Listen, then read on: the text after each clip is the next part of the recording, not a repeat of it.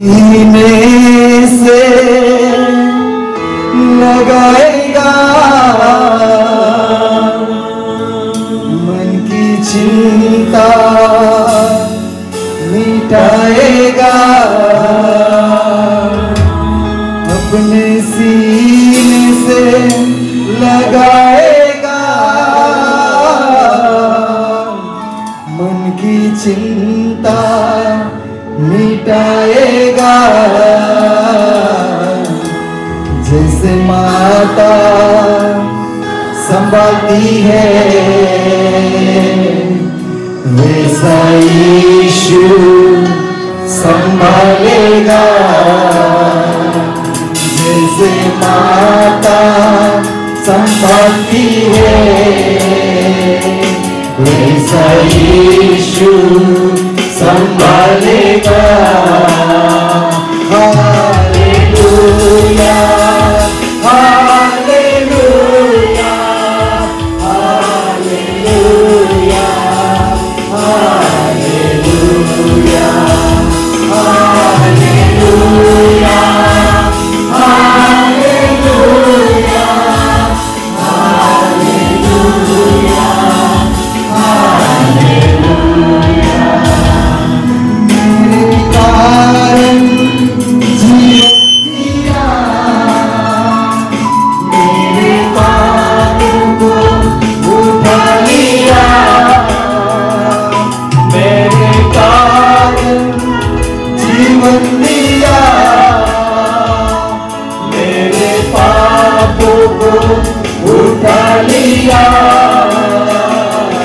जैसे माता संभालती है वैसा यीशु संभालेगा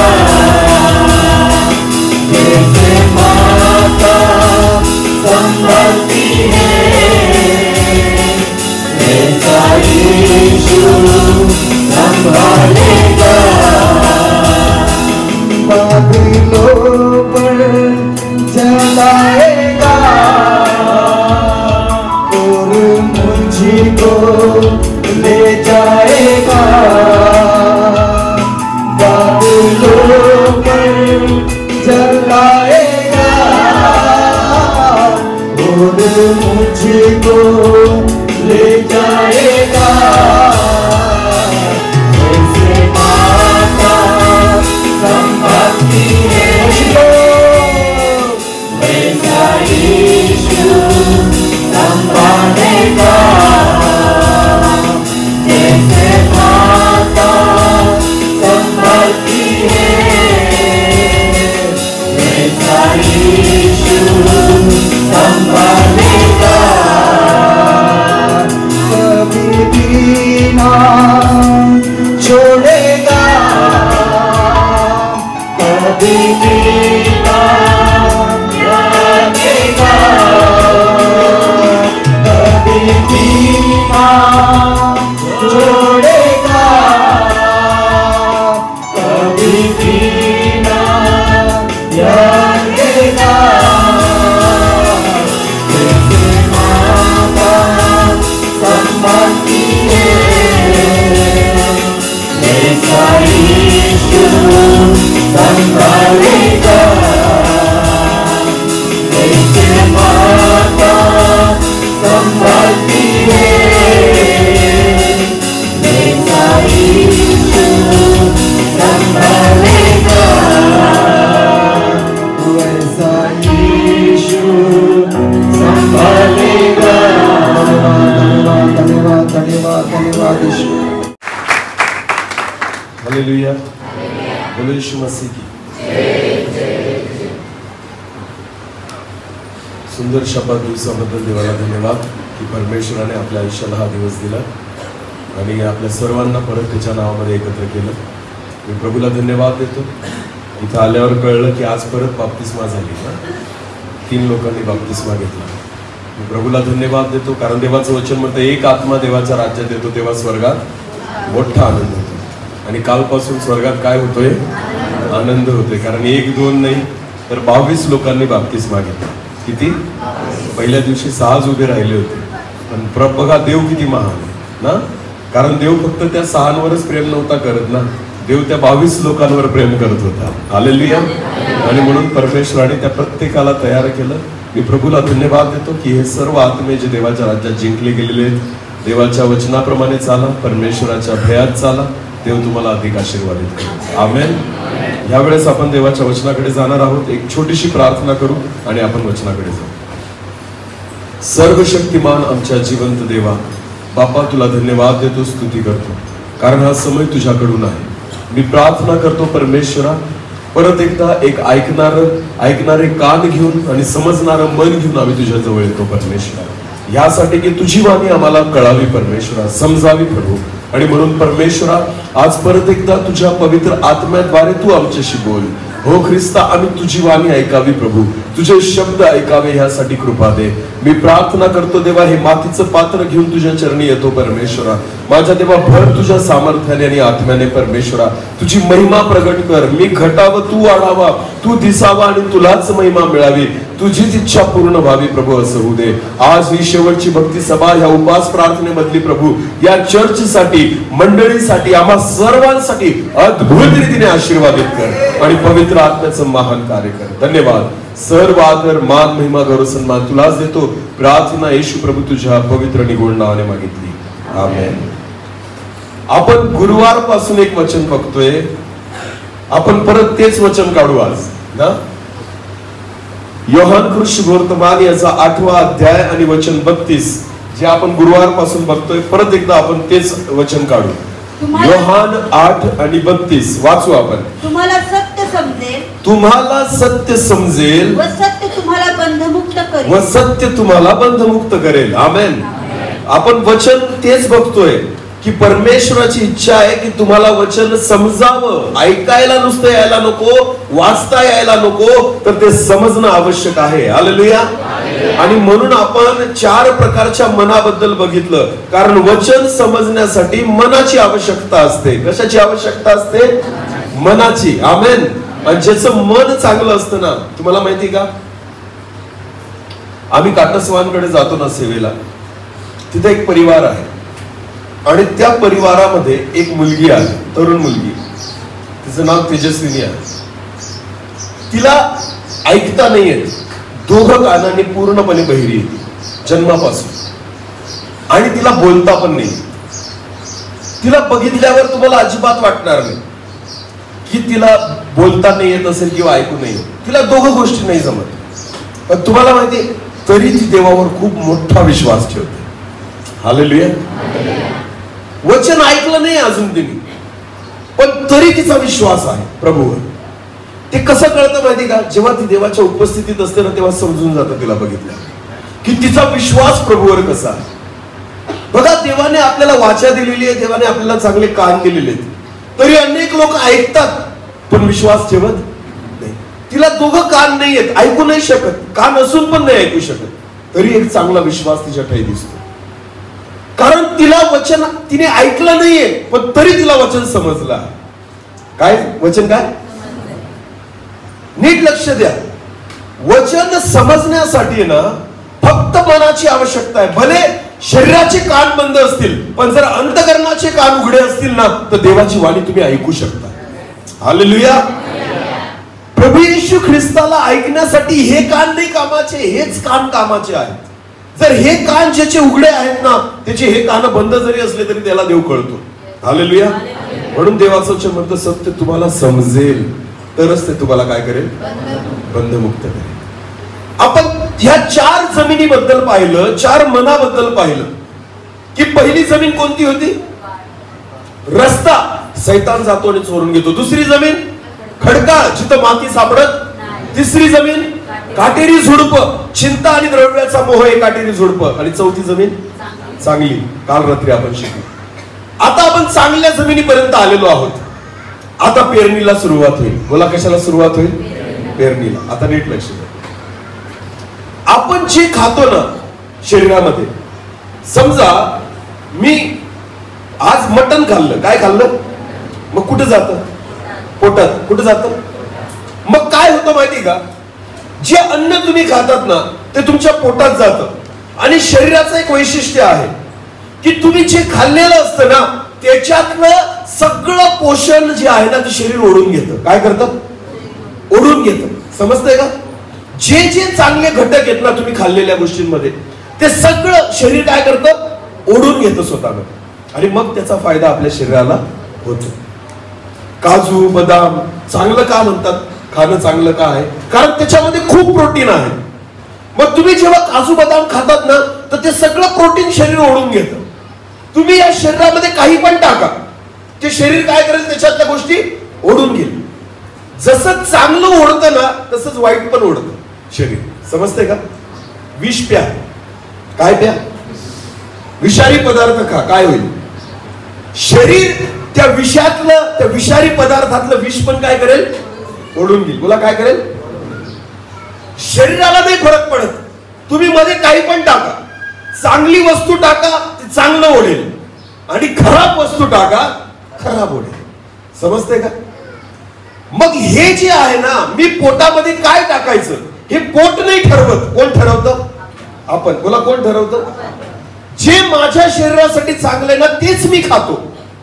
जे माझ्या शरीरासाठी चांगलं ना तेच मी पितो. कारण आपण ठरवतो त्या गोष्टी. हालेलुया. की माझं बरेच जण म्हणतात ना पोट खराब झालं. काय खराब झालं? पोट. काहीतरी चुकीचं खाल्ल्यामुळे पोट काय होतं? खराब होतं. मग कोणी खाल्लं? बोला कोणी खाल्लं? वारसा बाजार राहिला की आपण भजी खातो. वारशा बाजारात अनेक लोक भजी आणि पात्रा खातात ना, खूप खातात. मग काय होतं? बऱ्याचदा काही लोकांचं पोट, कारण ते घरात बनवलेलं नसतं ना, ते हॉटेलमध्ये बनवलेलं असतं. अशुद्ध हातांनी किंवा ते तेल कोणतं वापरतात वगैरे वगैरे, पण पोटात त्रास होतो. पण खाणारे कोण आहे? आपणच. हे आपण ठरवतो ना. शरीराला कुठं कळतं या गोष्टी? पोटाला नाही कळत. तुम्ही दारू प्या, पोट म्हणजे लिहूच दे आणि दारूतल्या सगळ्या वाईट गोष्टी ते ओढून घेईल. समजते का? मग हे कोणाला कळलं पाहिजे? पोटाला का पिणाऱ्याला? पिणाऱ्याला. तुम्ही जे प्याल आणि जे खाल ते पोट घेऊन घेतं आणि त्याच्यातल्या सगळ्या गोष्टी ओढून घेतं. समजतंय ना? तसंच मन असतं. तसंच काय असतं? मनामध्ये चांगले विचार टाका ते सगळं ओढून घेईल आणि त्याच मनामध्ये घाण विचार टाका ते पण ते काय करेल? ओढून घेईल. समजतंय का? म्हणून दावीद काय म्हणतो स्तोत्र संहिता 119:11 मध्ये, मी तुझ्या विरुद्ध पाप करू नये म्हणून मी माझ्या मनामध्ये अंतःकरणामध्ये तुझी वचनं जपून ठेवली आहे. हालेलुया. मी वचनं का ठेवली माहिती का? दावीद म्हणतो की जर मी माझ्या मनात वचन ठेवलं ना तर वचनाची पवित्रता माझं मन ओढून घेईल. वचनातलं सामर्थ्य माझं मन ओढून घेईल. वचनातला विश्वास माझं मन ओढून घेईल. वचनामध्ये ज्या गोष्टी आहेत ना ते सगळं माझं मन काय करेल? म्हणून मी वचन कुठे ठेवलंय? मनामध्ये. बोला कुठे ठेवलंय? नीट लक्ष द्या. तुमच्या जीवनाला आशीर्वादित करण्यासाठी तुम्ही तुमच्या मनामध्ये कोणत्या गोष्टी खातायत आणि घेतायत हे फार महत्वाचं आहे. एक वचन वाचा. इयोबाचं पुस्तक याचा 31वा अध्याय. इयोब याचा 31वा अध्याय आणि वचन 1 वाचा. मी तर आपल्या डोळ्यांशी करार केला आहे. इयोब काय म्हणतो? नीट लक्ष द्या. किती सुंदर वचन आहे ते. इयोब काय म्हणतो? मी माझ्या डोळ्यांशी करार केला आहे. मी कोणा कुमारीवर नजर कशी जाऊ देऊ? की मी कोणत्याच परस्त्रीकडे नजर जाऊ देणार नाही. काय म्हणतो तो? कोणाशी करार केलाय? बोला कोणाशी? डोळ्यांशी करार केलाय की मी चुकीच्या पद्धतीने कोणाला बघणार नाही. दुसऱ्या परस्त्रीकडे मी माझी नजर जाऊ देणार नाही. असा करार कोणाशी केलाय? डोळ्यांशी. नीट लक्ष द्या. पोटामध्ये अन्न टाकण्यासाठी तोंड असतं. काय असतं? इथूनच आतमध्ये जात असतं. बरोबर आहे ना? तसंच मनामध्ये एखादी गोष्ट टाकण्यासाठी 2 गोष्टी आहेत. एक तुमचे डोळे. बोला काय? आणि दुसरी गोष्ट काय? बरं, कान. काय? डोळ्याने बघितलेलं आणि कानाने ऐकलेलं डायरेक्ट कुठं जातं? मनामध्ये. बोला कुठं जातं? एक तर तुमचं मन चांगलं करेल, एक तर तुमचं मन खराब करेल. समजते का? म्हणून इयोब म्हणतो की मी कोणा कुमारीकडे बघू नये म्हणून मी माझ्या डोळ्यांशी काय केलाय? करार केला की नाही बघणार मी. योसेफाने पण करार केला होता की मी तरुण आहे, कुवारा आहे, तरी सुद्धा मी परस्त्री सोबत व्यभिचार करणार. करार. बऱ्याचदा आपल्याला स्वतःशी करार करावा लागतो. मला पापात नाही पडायचं एवढं बोलून चालत नाही. तुम्हाला करार करावा लागेल स्वतःसोबत. या डोळ्यांसोबत करार करा, या कानांसोबत करार करा, आपल्या शरीरासोबत करार करा की मी ह्या शरीराने पाप करणार नाही. जोपर्यंत तुम्ही करार करत नाही तोपर्यंत तुम्ही पापापासून दूर राहू शकत नाही. दारू सोडायची ना, या तोंडाशी काय करा? करार. बोला काय करा? याच्याने दारू पिणार. तंबाखू सोडायची आहे ना, करार करा या तोंडाशी की मी तंबाखू खाणार. शिव्या नाही द्यायच्या आहे ना, या तोंडाशी करार करा की मी ह्या तोंडाने शिवी देणार. खोटं नाही बोलायचं आहे ना, करार करा या तोंडाशी आणि जिभेशी की मी ह्या जिभेने खोटं बोलणार. निंदा नाही करायची ना, करार करावं लागेल जिभेसोबत की मी कोणाची निंदा करणार, मी कोणाची चुगली करणार, मी कोणाबद्दल वाईट विचार करणार, मी कोणाला श्राप देणार नाही. काय करावं लागेल? करार. कोणाशी? जिभेशी, स्वतःच्या. हालेलुया. जोपर्यंत मी स्वतःशी करार नाही करत ना तोपर्यंत मी पापापासून दूर राहू शकत नाही. योग म्हणतो की मी माझ्या डोळ्यांशी करार केलेला की मी कोणा कुमारीकडे नजर जाऊ देणार नाही. समजतंय का? कारण हे डोळे जे आहेत ना तेच आपल्या मनाला काय करतात? खराब. बोला काय करतात? काल रात्री एक उदाहरण मी दिलं होतं, ऐकलं होतं ना तुम्ही? तो पोरगा जो जंगलात गेला होता, गेला होता ना, डोळ्यांनी पाहिलं तिला, काय खराब झालं? मन. कानांनी ऐकलं, परत काय खराब झालं? मन. या दोन अशा गोष्टी आहेत की ह्या तुमच्या मनाला खराब करतात. तुम्हाला माहितीये, ज्या गोष्टींनी मी चांगलं खाऊ शकतो त्याच गोष्टींनी मी वाईट पण खाऊ शकतो.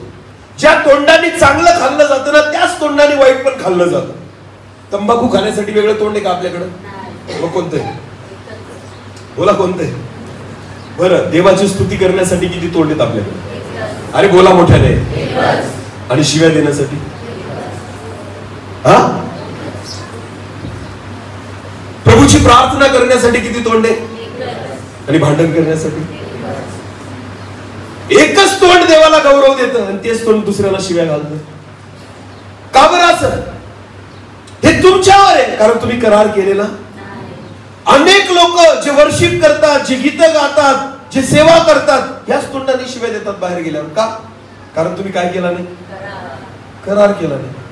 मग काय फायदा? मला एक सांगा, ज्या मुखाद्वारे मी लोकांना चुकीचं बोलतोय, शिव्या देतोय, घाण बोलतोय, मला एक सांगा, त्या तोंडातून निघालेली आराधना देव मान्य करेल का?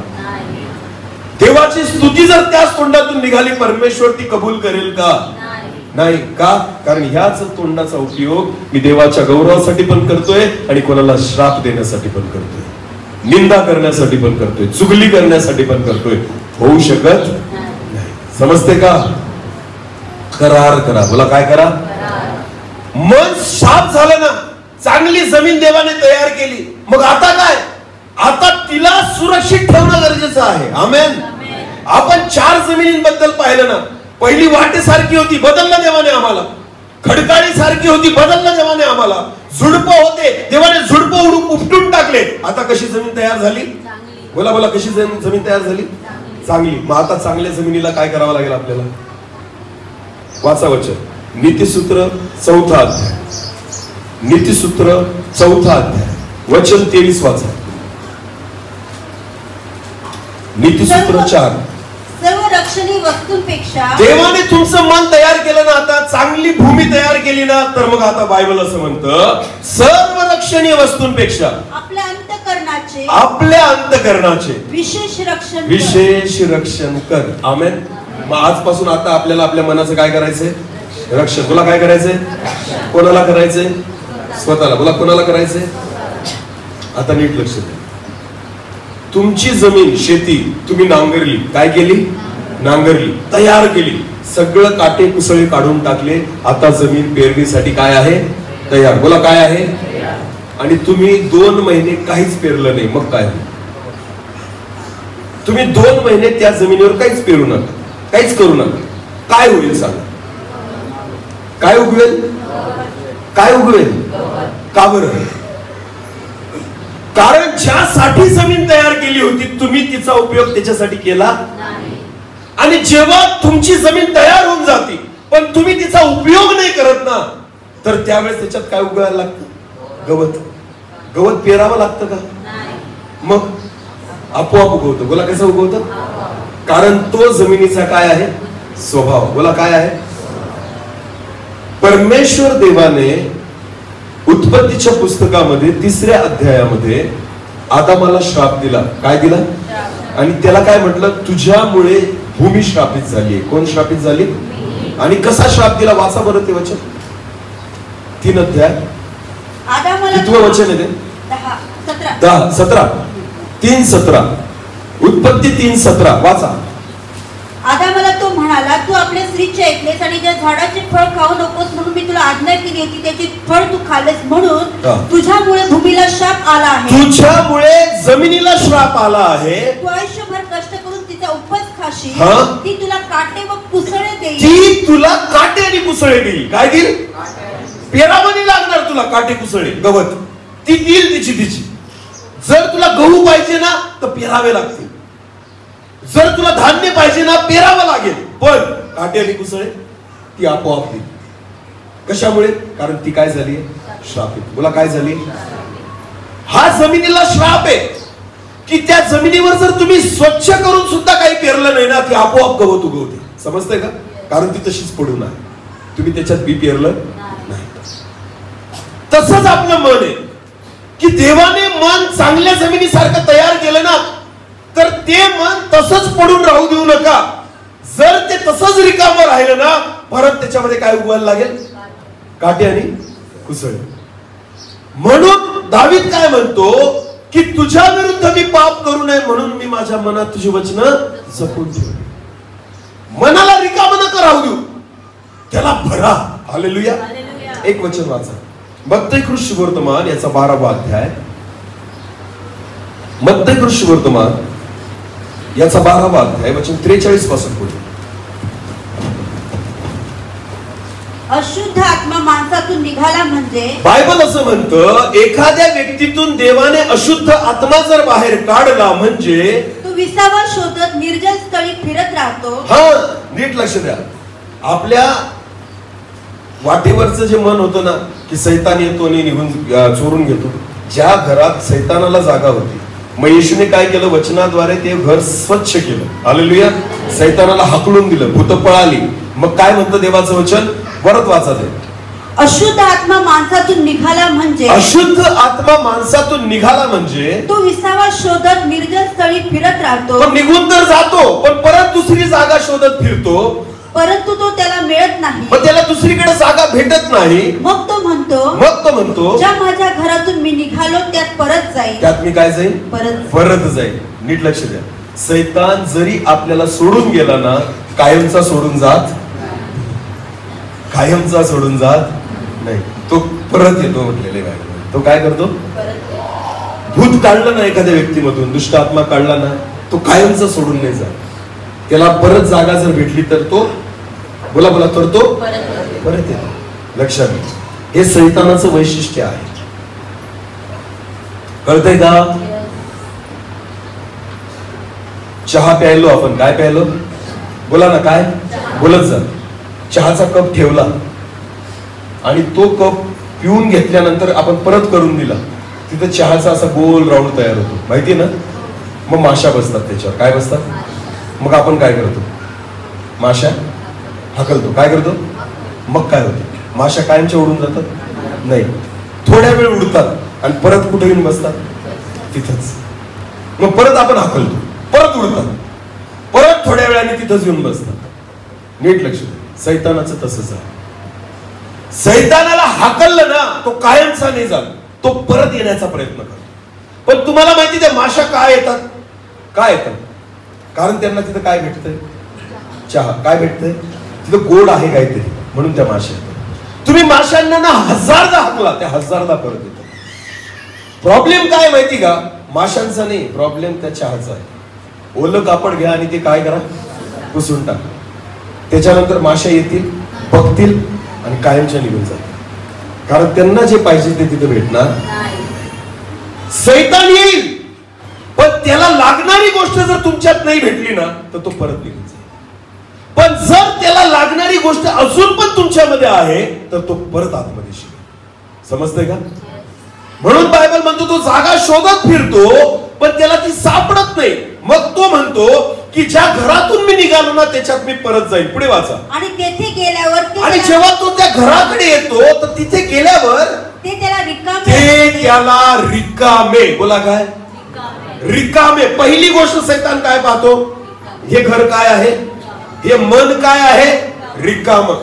सैतानाला जागा घेण्यासाठी सगळ्यात पहिली गोष्ट आहे की जर तुमचं मन काय असेल?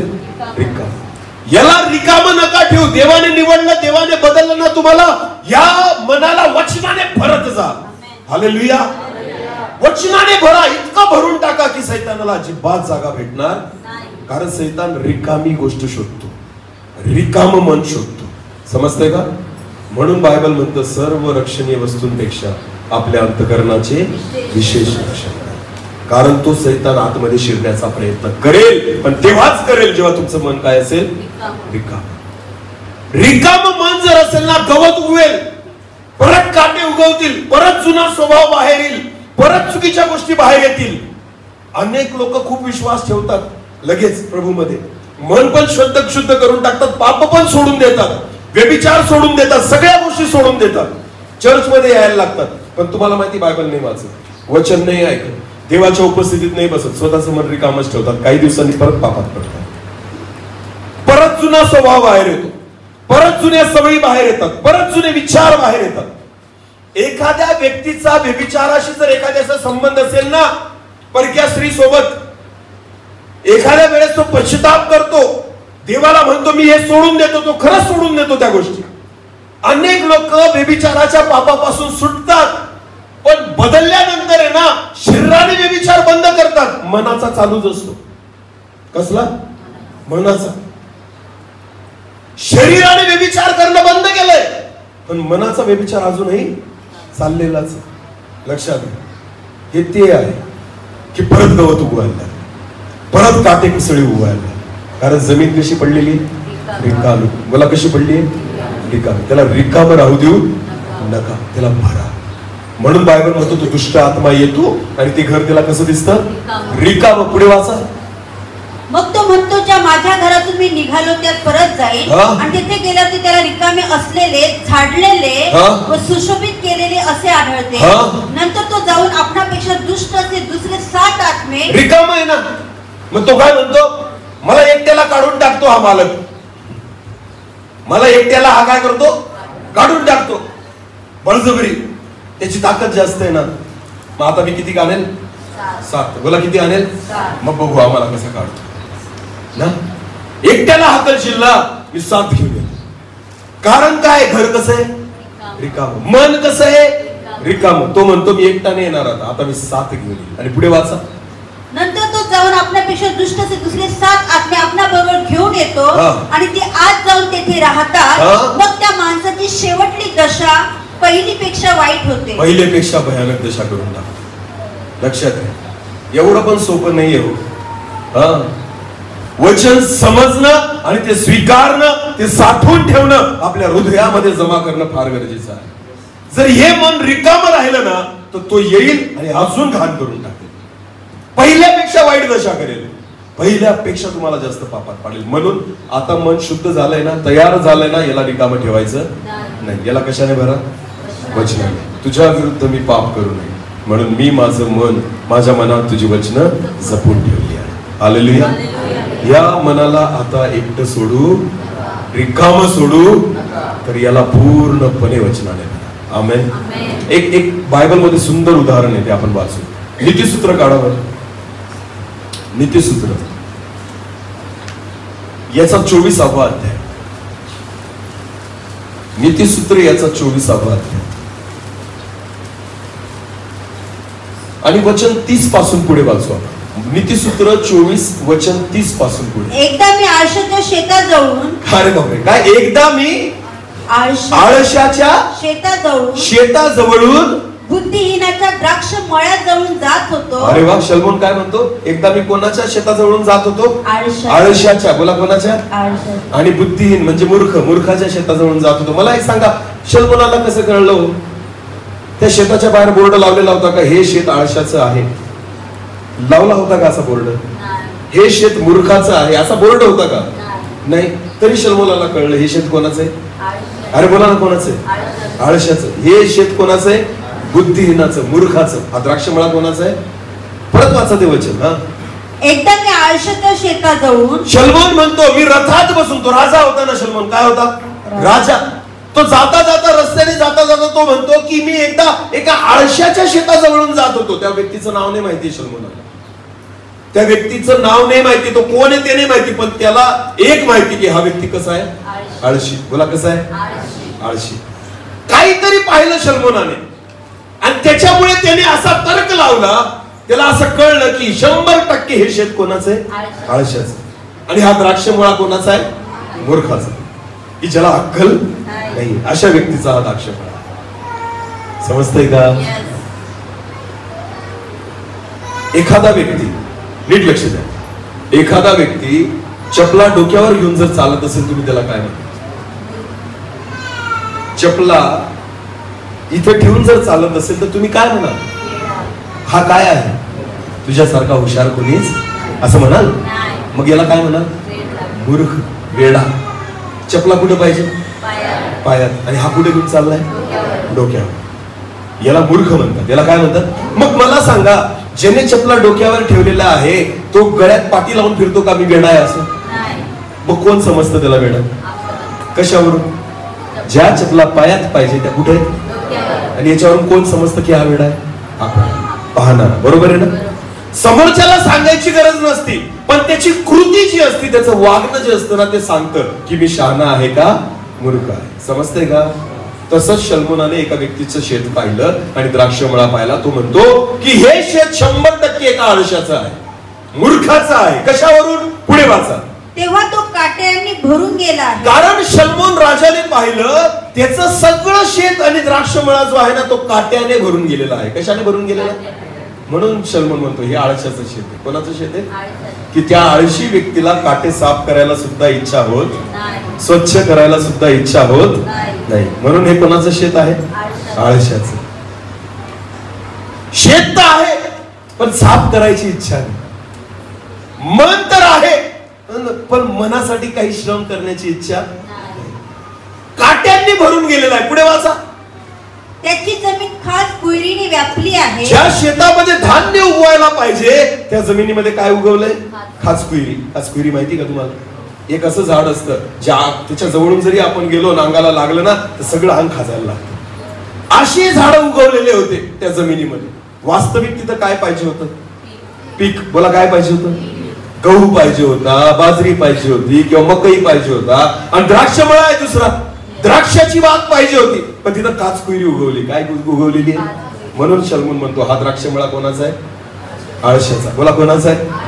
की जो ते काटे काढायला सुद्धा तयार, जो ती जमीन साफ करायला सुद्धा तयार, जो त्याच्यामध्ये पेरायला सुद्धा तयार, जो त्याच्यामध्ये बीज टाकायला सुद्धा तयार नाही. ती परिस्थिती पाहून शलमोन म्हणतो 100% हा मूर्खाचा आणि आळशाचा द्राक्षमळा. आणि पुढे काय म्हटले अजून? व त्याची दगडी भिंत कोसळली आहे. आणि त्याची दगडी भिंत जी आहे ना, ती काय झाली आहे? कोसळली आहे. कंपाऊंडच तुटून गेलेलं आहे तरी त्याला पडलेली नाही. कोणी पण आतमध्ये येते तरी त्याला पडलेली. जनावरं आतमध्ये शिरतायत तरी त्याला घेणं देणं नाही. कंपाऊंड तुटलेलं आहे. म्हणून शलमोन म्हणतो 100% याचा मालक जो आहे ना, तो काय आहे? आळशी आणि मूर्ख. अनेक लोकांचं जीवन असं असतं की स्वतःच्या जीवनामध्ये एवढी अशांतता असते, चिंता असते, निराशा असते, अडचणी असतात, समस्या असतात, आजार असतात, तरी त्यांचे डोळे उघडत नाही, तरी ते तसेच राहतात. त्यांना वाटतच नाही की मी बदलावं, त्यांना वाटतच नाही की माझी परिस्थिती बदलावी, तसेच जगतात.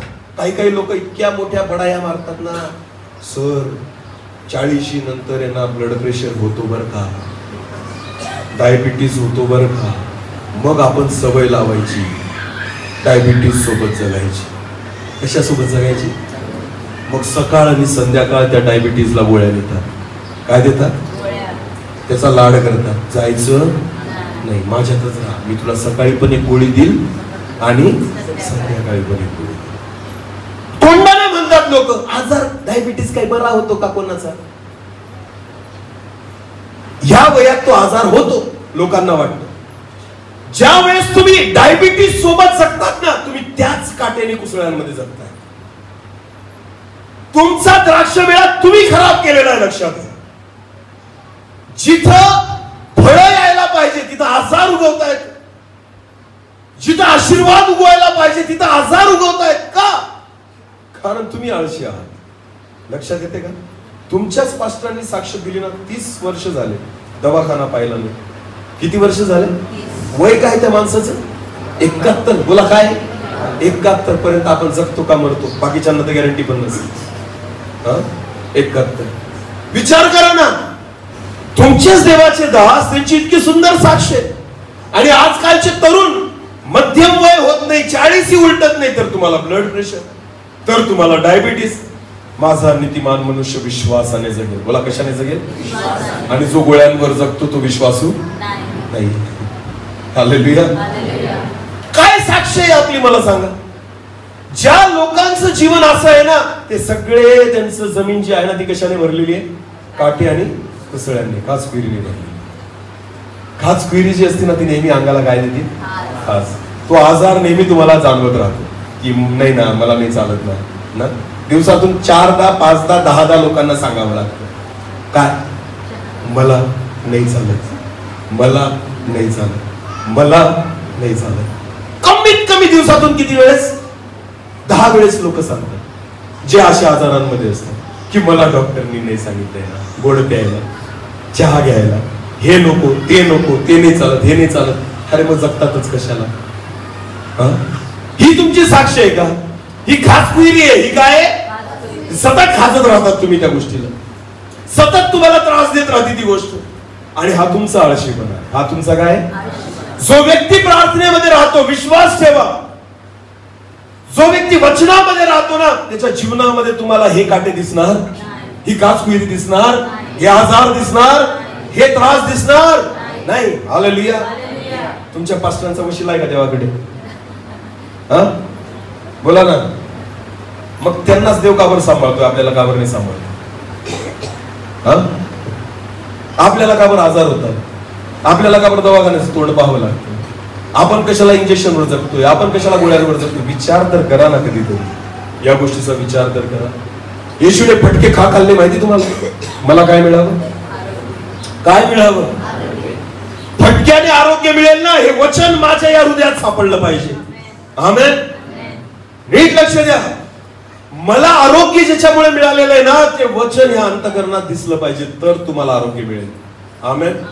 आणि वचन जर नसेल ना तर तुम्हाला आरोग्य भेटू शकत नाही. मन रिकामी आहे म्हणून काटे आणि खाचकुईरीने भरलेले आहे. अशी परिस्थिती अनेक लोकांची आहे. देव भेटला ना तुम्हाला तर दिसू द्या ना लोकांना तुम्हाला जिवंत देव भेटलाय. मोशेला देव भेटला, जगाला दिसायला लागला. हालेलुया. मोशेला देव भेटला ना, भेटला की नाही? किती वर्षाचा असताना भेटला माहिती मोशेला देव? किती वर्षाचा असताना? 80. बोला किती? देवाने पहिलं दर्शन मोशेला कधी दिलं? 80. ज्या दिवशी देवाने दर्शन दिलं ना, 80 वर्षापर्यंत मोशेला कोणीच ओळखत नव्हतं. पण जिथून देवाने दर्शन दिलं ना, फारोकून ओळखायला लागला. कोण ओळखायला लागला? फारोक. कारण चमत्कार कोण करत होता? मोशे. बोला कोण करत होता?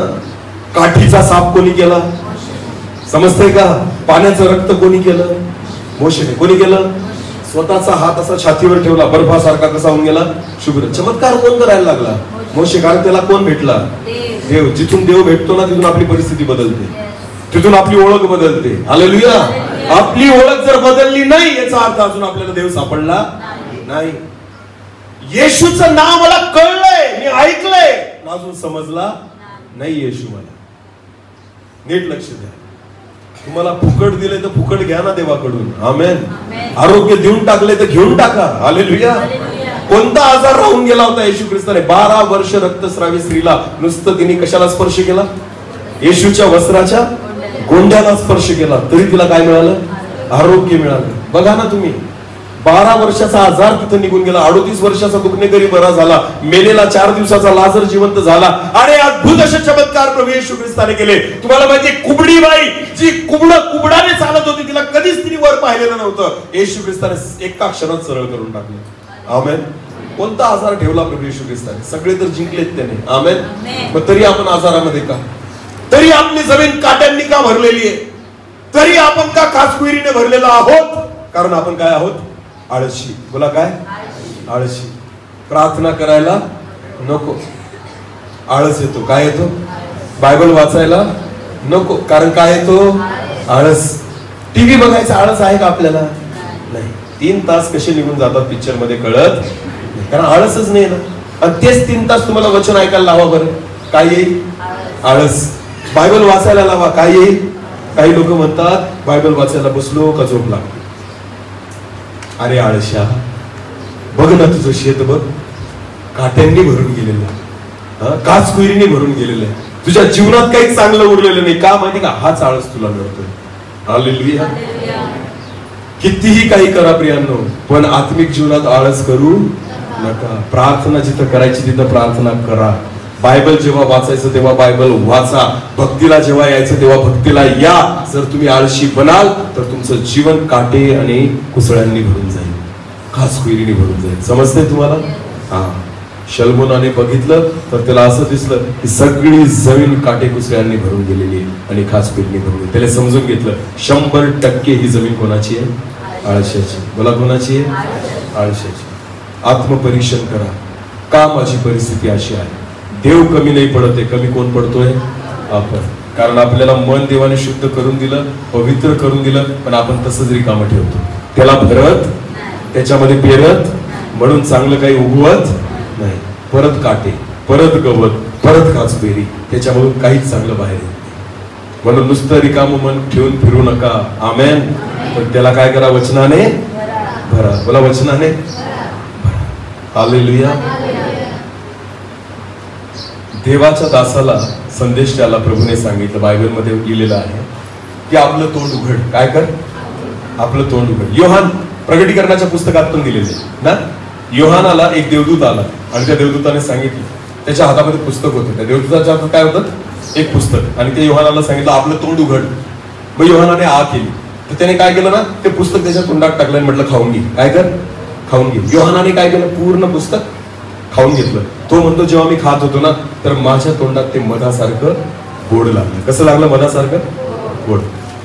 एक पान नाही खायला दिलं त्याला, 2 पानं नाही, पूर्ण पुस्तक खाऊन टाक. हालेलुया. त्याच्याने तुझ्या आतड्या भर म्हटलेले. काय भर? आतड्या भर. जेव्हा आपण अन्न खातो ना तर आपल्या काय भरतात? आतड्या. काय भरतात? आतड्या माहितीत का सगळ्यांना? बोकड्याची आतडी पाहिली ना? खाल्ली आहे ना? आतडी बदडी. अरे हा का नाही? आतड्या कशासाठी असतात माहिती का? आतड्या नीट लक्ष द्या.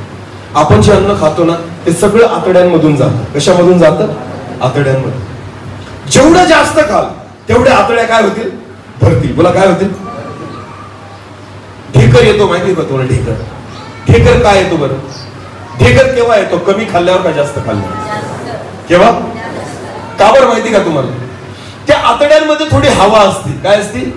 तुम्ही एवढं खातात, एवढं खातात, एवढं खातात की हवेला जागा भेटत, मग काय येते? ढेकर. म्हणजे ती हवा बाहेर काढतो. अन्न जे असतं ना ते अन्न आतड्यांना इतकं भरतं की त्याच्यात हवेला सुद्धा जागा राहत, मग काय येते माणसाला? ढेकर. मग पोट म्हणतं आता जागा, आता जागा, आता नको खाऊ, आता नको खाऊ. कारण हवा जी होती ना ती पण बाहेर निघाली. आता अजिबात जागा राहिलेली नाही. हे त्याच्या मागचं कारण आहे. समजतंय का? वचनाला एवढं आतड्यांमध्ये भरून टाका ना की हवा सुद्धा राहिला, छोटीशी जागा सुद्धा राहिला, सगळं वचनाने भरून टाका. आमेन. एवढं बायबल खावं लागेल तुम्हाला. हालेलुया. वचन वाचायची सुरुवात करा. बायबल वाचायची सुरुवात करा. वचन ऐकायची सुरुवात करा. एवढं वाचा, एवढं ऐका की सगळ्या आतड्या भरून गेल्या पाहिजे. आमेन. रिकामं ठेवायचं नाही. आणि रिकामं जर ठेवलं तर सैतान म्हणतो घर रिकाम आहे, आता मी 7 मित्रांना घेऊन येतो आणि अजून बिघडवतो. समजते? रिकामं ठेवायचं नाही. जितकं तुम्हाला स्वतःला वचनाने भरता येईल या दिवसामध्ये तेवढं भरा. आमेन. मग काय होईल? तुम्ही जेवढं वचन अंतःकरणात टाकाल ना, त्या वचनामध्ये असलेलं सगळं सामर्थ्य अंतःकरण काय करेल? ओढून घेईल. तुला काय करेल? सगळ्या वचनातल्या सामर्थ्याला तो ओढून घेईल. आणि त्या सगळ्या सामर्थ्याचा फायदा कोणाला होईल? आपल्याला. बोला, कोणाला होईल? हालेलुया. सत्य तुम्हाला समजेल आणि सत्य तुम्हाला, एवढं वचन समजू द्या, एवढं सत्य समजू द्या की तुमच्यातली सगळी बंधनं त्या सामर्थ्याने तुटून जातील. आमेन. एक पण बंधन माझ्या जीवनामध्ये राहणार, एकही पापाची गुलामी माझ्या जीवनामध्ये राहणार, एकही चुकीचा स्वभाव माझ्या जीवनामध्ये राहणार. कारण मी मला कशाने भरून टाकलंय? वचनाने. आमेन. ही देवाची इच्छा. म्हणून तुझ्या विरुद्ध मी पाप करू नये म्हणून मी माझ्या मनात तुझे वचन जपून ठेवले आहे. हालेलुया. देवाने आपलं मंत्र बदललं प्रियांनो. पण तुम्हाला माहिती का, आता दुसरी गोष्ट आपल्याला करायची आहे की आपल्याला त्या मनाला रिकामं ठेवायचं. त्याच्यामध्ये वचनाची काय करायची? आता पेरणी. तुला काय करायची? बायबल वाचायला सुरुवात करा, बायबल ऐकायला सुरुवात करा. तुम्हाला माहिती, मला खूप वेळ कमी भेटतो. प्रार्थनेला मी वेळ काढतो, कसा पण काढतो, 2 तास 3 तास कसा तरी. पण बायबल वाचायला पण मी वेळ काढतोच, पण मला कमी वाचायला भेटतं बायबल, कमी. मग मी काय करतो माहिती का तुम्हाला? मी एक सल्ला देतोय तुम्हाला करायचं नाही करायचं तो तुमचा भाग. पण मला बायबल वाचायला कमी वेळ भेटतो ना, मग मी काय करतो? जेव्हा मी प्रवास करतो ना, शाळेला जातो येतो गाडी घेऊन, माझी मोठी गाडी घेऊन, तर मी माझ्या मोबाईल मध्ये बायबल चालू करतो, ऑडिओ बायबल. गाणे ऐकण्यापेक्षा मी वचन ऐकतो. काय ऐकतो? उत्पत्तीपासून सुरुवात करायची, तसा एक एक अध्याय पुढे जातो. तुम्हाला माहिती का, पिंपळनेर ते मांजरी येईपर्यंत कमीत कमी 10 अध्याय संपतात. किती अध्याय? आणि रिटर्नला परत 10. एका दिवसात किती अध्याय झाले? 20. असं नाही वाचू शकत मी. 20 अध्याय वाचायला गेलो तर मला तोच 1.5 तास लागेल. किती तास लागेल? आणि तेवढा 1.5 तास मला नाही, कारण मला प्रार्थनेला पण वेळ द्यावा लागेल. मग काय करायचं? बघा, करायला गेलं ना तुम्ही कशीही करू शकता. हालेलुया. समजतंय का? बहिणी, तुम्ही ऍट अ टाइम 2-3 कामं करतात घरात, हा का नाही? स्वयंपाकाला फोडणी देतील, एकीकडे भांडे घासतील, एकीकडे माझी बायको पण तेच करते. वॉशिंग मशीन मध्ये कपडे पण लावती, इकडे स्वयंपाक पण चालू आहे, तिकडे भांडे पण काढती, दुसरीकडे पाणी पण भरती. का? ऍट ए टाइम 3-4 कामं उरकवायच्या मागे असतात. बरोबर आहे ना? तसंच वचन आपल्याला पाहिजे ना, खायचंय ना कसं पण, तर लक्षात घ्या, संधी शोधायची की मला वेळ नाही भेटत आहे ना, मग मी काय करू? मला देवाने शिकवलं, आमेन, की बेटा तू जास्त असं वचन नाही. मी सकाळ संध्याकाळ वाचतो, बायबल वाचतो, मी असा पण घरी बसून वाचतो, पण कमी वेळ असतो माझ्याकडे. मग मी काय करतो? प्रवासामध्ये मी माझी बायको जेव्हा असतो, एकटा बी राहिलो तरी आम्ही कोणालाच बसवत नाही गाडीत. रस्त्यामध्ये आम्हाला खूप दिसतात. आम्ही अनेकदा दया केली लोकांवर, पण ती दया आपल्याच माथी पडते. समजते का? काही पण गप्पा करतात ते आपल्याशी, इकडच्या तिकडच्या, ज्याच्याशी आपल्याला काही घेणं देणं नाही. आणि काय होतं माहिती का, ज्याच्याने आपण वचन भरायला पाहिजे त्यांच्या गोष्टींनी आपण स्वतःला भरतो आणि त्याचा फायदा होत. म्हणून आम्ही दया करणं सोडून दिलंय. आम्ही कोणालाच बसवत नाही. मी एकटा जरी गाडीत असलो ना तरी एकटा जातो, कारण मी काय लावलेलं असतं गाडीमध्ये? बायबल. नीट लक्ष द्या, कारण मला आणि देवाच्या मध्ये मला कोणीच नकोय. आमेन. समजतंय का? रोज 10 ते 15 अध्याय सहज वाचले जातात. 20 अध्यायापर्यंत सहज वाचलं जातं, जे आपण असं नाही वाचू शकत. मग मी म्हणतो ना, तशा पद्धतीने वचनाला भरा. आमेन. जसा वेळ भेटेल ना तसं भरा. तुम्ही गाणे ऐकण्यापेक्षा आहे ना, गाणे ऐका, चांगली गोष्ट आहे, पण त्याच्यापेक्षा ना बायबल ऐका. काय ऐका? वचन नाही बरं का, शिंदे सरांचं वचन ऐका असं नाही म्हणते मी. बायबल ऐकायचंय. काय ऐकायचंय? बायबल. मोबाईल मध्ये जो बायबलचा ऍप आहे ना, उत्पत्तीपासून प्रगटीकरणापर्यंत, तो अध्याय लावायचा आणि ऑडिओ बायबल ऑन करायचं आणि ते वचन ऐकत राहायचे. कारण वचन तुमच्या आत जाणं गरजेचं आहे. हालेलुया. याला रिकामं सोडायचं. भरा वचनाने. किती भरताय? किती समजलं फरक नाही पडत. खात राहा. काय करत राहा? खात राहा. एक दिवस येईल देव तुम्हाला समजेल. आमेन. तुमचं काम आहे खाणं आणि देवाचं काम आहे समजणं. हालेलुया. आपलं काम आहे ऐकणं आणि वाचणं, देवाचं काम आहे समजवणं आणि देव ते समजणे. हालेलुया. फक्त याला रिकामं ठेवायचं. कारण खूप आहेत आपल्याकडे. न करण्या बाबतीतले कारण खूप आहेत, पण तरी मी तुम्हाला सांगतोय, शोधा म्हणजे देवासाठी वेळ शोधावा लागतो आणि तो आपल्याला सापडतो. आमेन. शोधा म्हणजे सापडे, सापडतोच, बिलकुल सापडतो. असं होऊच शकत नाही सापडणार नाही असं. आमेन. तुम्हाला स्वतःला तयार करावं लागेल. या मनाला एकटं सोडायचं नाही. सर्व रक्षणीय वस्तूंपेक्षा सगळ्यात जास्त आता आपल्या मनाचं रक्षण, कारण देवाने या 4 दिवसात आपलं मन तयार केलेलं आहे. काय केलेलं आहे?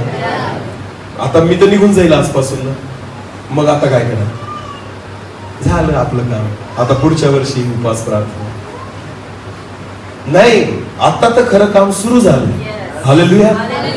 माझा काहीच संबंध नाही, मी निघून जाईल, मी दुसरीकडे परत जाईल. पण लक्षात घ्या, तुम्हाला आता काम लावलंय देवाने, की आता आपल्याला रोज बायबल वाचणं, आमेन, रोज वचन ऐकणं, रोज देवाच्या वचनाला स्वतःमध्ये भरणं. या मनाला आपल्याला रिकामं ठेवायचं, ही आज तुमची आणि माझी गरज आहे. आमेन.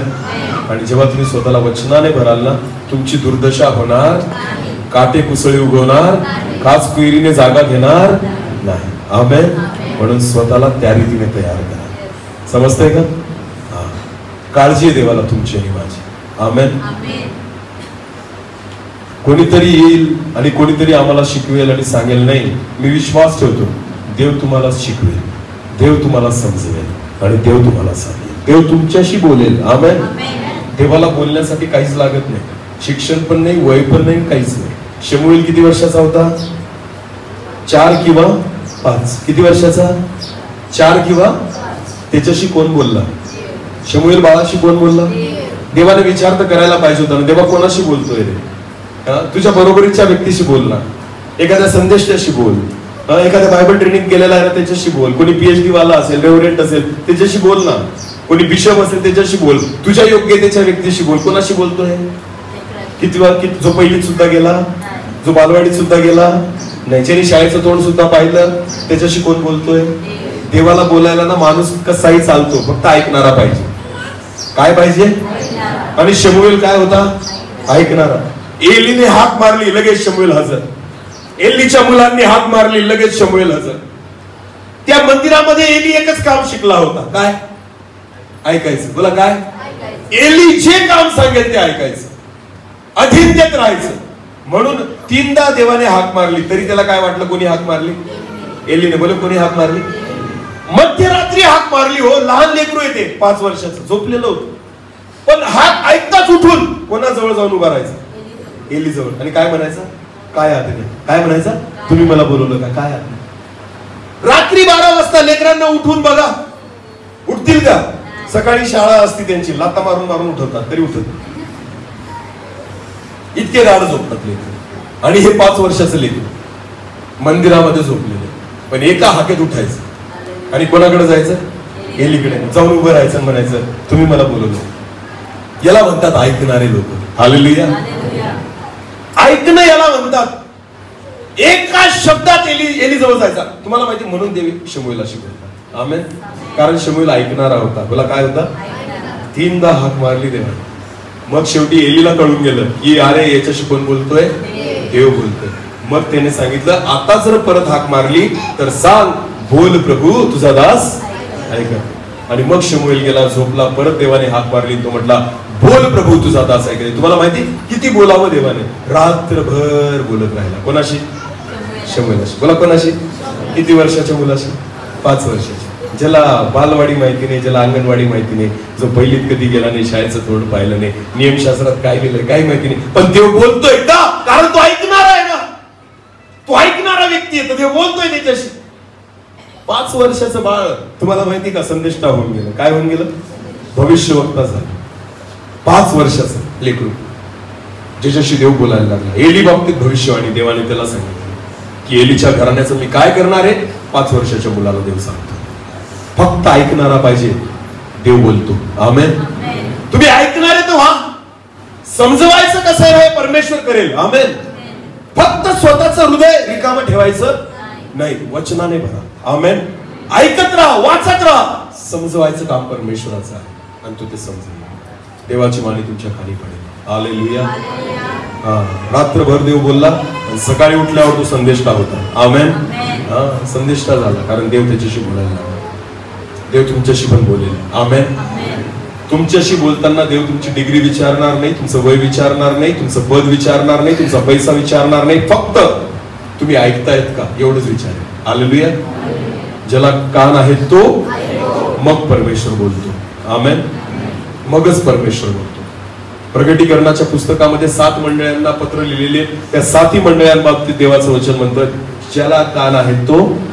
आत्मा मंडळांना काय म्हणतो? ज्याला कान आहे तो ऐकू. हालेलुया. देव सगळ्यांशी बोलायला तयार आहे, फक्त आपले कान ऐकणारे असले पाहिजे. आमेन. मग समजवणं देवाचं काम आहे. मन रिकाम ठेवू नका. हालेलुया. आज आपल्याला प्रभू भोज मध्ये जायचंय, म्हणून मी जास्त पुढे जाणार नाही. आजचा संदेश या 4 दिवसांचा सार आहे. आमेन. मन तर शुद्ध करून टाकलं, चांगली जमीन तर तयार केली, पण ती रिकामीच पडून राहिली ना. जर मी पुढच्या वर्षी जरी इथं आलो ना, परत काय दिसतील? काटे, कुसळे आणि आसपे. मग आता वर्षभरामध्ये आपल्याला काय करायचंय? याच्यामध्ये काय पेरायचंय? वचन. बोला, काय पेरायचंय? पेरा, जितकं पेरता येईल. समजो न समजो, पेरतच राहा. पुढच्या वर्षी ज्यावेळेस आपण भेटू ना, मी विश्वास ठेवतो तुम्ही सगळे फळ देणारे भाग. आमेन. सगळे फळ देणारे भाग. 22 बाप्तिस्मे झाले ना या वर्षी? किती बाप्तिस्मे झाले? पुढच्या वर्षी 44चा विश्वास ठेवा. कितीचा? 44. पण हे तेव्हाच होईल जेव्हा वर्षभरात तुम्ही वचन पेराल स्वतःमध्ये, आणि तुमच्याद्वारे परमेश्वर असे फळ आणेल ना, अनेक आत्मे चर्च मोडून आपल्याला मोठं करावं. हालेलुया. अशक्य का देवाला? अशक्य आहे का? 1 पेत्र एका संदेशात 3000 लोक देवाच्या राज्यात आणतो. किती? 3000 एका संदेशात.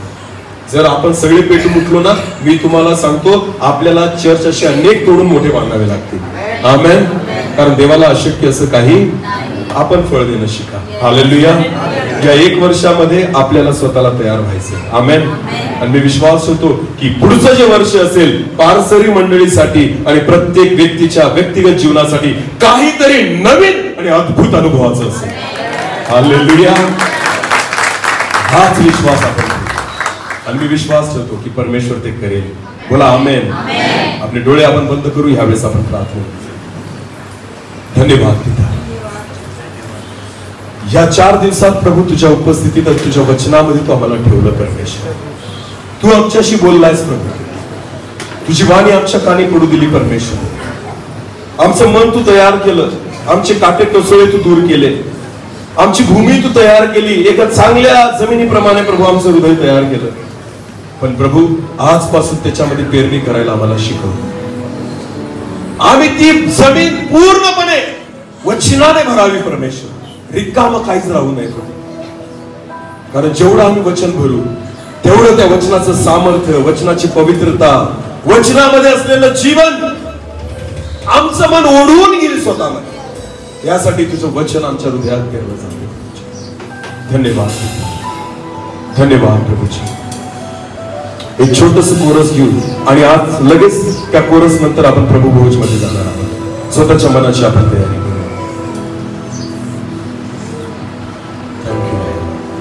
सर्वजण आपल्या हृदयाची तयारी.